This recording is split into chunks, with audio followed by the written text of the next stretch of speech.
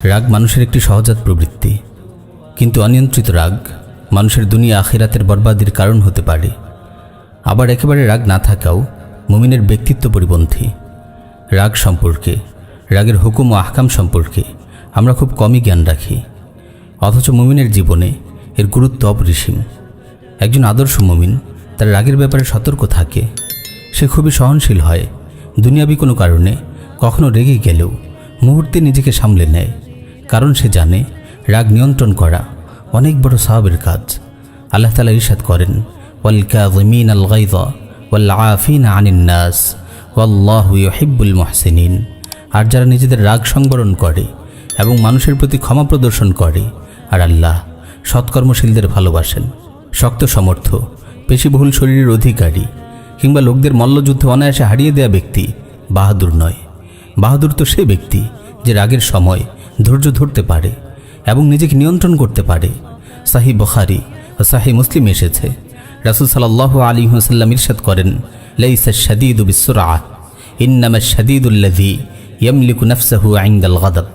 মল্লযুদ্ধে প্রতিপক্ষকে ধরাশায়ী করতে পারা ব্যক্তি বাহাদুর নয়, বরং বাহাদুর তো সেই ব্যক্তি যে রাগের সময় নিজেকে নিয়ন্ত্রণ করতে পারে। প্রিয় ভাই, আমরা অনেক সময় রাগের বশে নিজেদের অনেক ক্ষতি করে বসি। অধিকাংশ তালাক তো মানুষ রাগের মাথায় দিয়ে থাকে। এই অনিয়ন্ত্রিত রাগের কারণে কত পরিবার যে ধ্বংস হয়েছে, কত সুসম্পর্ক যে বিনষ্ট হয়েছে, কত মধুর বন্ধন যে ছিঁড়ে গেছে, তার কোনো হিসেব নেই। আল্লাহ তাআলা আমাদের হেফাজত করুন। রাগের বিচারে মানুষ অনেক প্রকারের হয়ে থাকে। কিছু মানুষ খুবই বদমেজাজি হয়, পান থেকে চুন খসলেই রাগে ক্ষোভে অন্ধ হয়ে যায়। এই ধরনের লোকগুলো সাধারণত মানসিকভাবে খুবই দুর্বল হয়ে থাকে। আর কিছু লোক আছে যাদের রাগ একেবারেই শিথিল, ফলে তারা অনৈতিক কোনো কাজে বাধা দিতে পারে না, তারা অধীনস্থদের নিয়ন্ত্রণ করতে পারে না।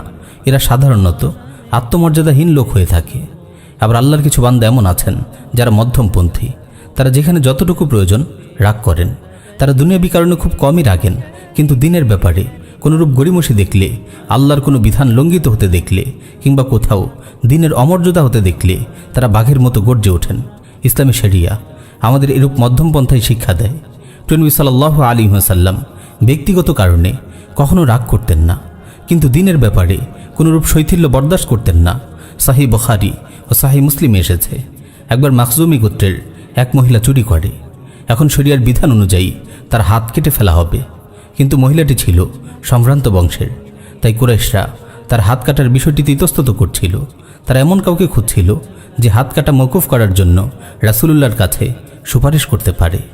অবশেষে তারা রাসূল সাল্লাল্লাহু আলাইহি ওয়াসাল্লামের একান্ত প্রিয় ভাজন উসামা রাদিয়াল্লাহু তাআলা আনহুকে দিয়ে সুপারিশ করালেন। সুপারিশ শুনে রাসূল সাল্লাল্লাহু আলাইহি ওয়াসাল্লাম প্রচণ্ড রেগে গেলেন।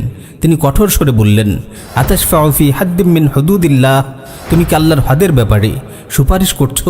তারপর তিনি দাঁড়িয়ে খুতবা দিলেন, আইয়ুহান নাস ইন্নামা আহলাকাল্লাযীনা ক্বাবলাকুম আন্নাহুম কানু ইযা সারাকা ফীহিমিশ শারীফু তারাকুহু ওয়া ইযা সারাকা ফীহিমিদ দাঈফু আকামু আলাইহিল হাদ ওয়াইমুল্লাহ লাউ আন্না ফাতিমাতা বিনতা মুহাম্মাদিন সারাকাত লাকাতাতু ইয়াদাহা।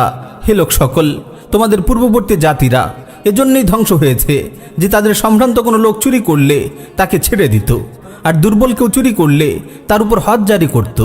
আল্লাহর কসম, যদি মুহাম্মাদের কন্যা ফাতিমাও চুরি করত, তবুও আমি তার হাত কেটে ফেলতাম। প্রিয় ভাই, এমনই ছিল রাসূলুল্লাহর অনুপম রাগ। প্রিয় নবীর এই আসমানি আদর্শ আল্লাহ আমাদের অনুসরণ করার তৌফিক দিন। আমিন ইয়া রাব্বাল আলামিন।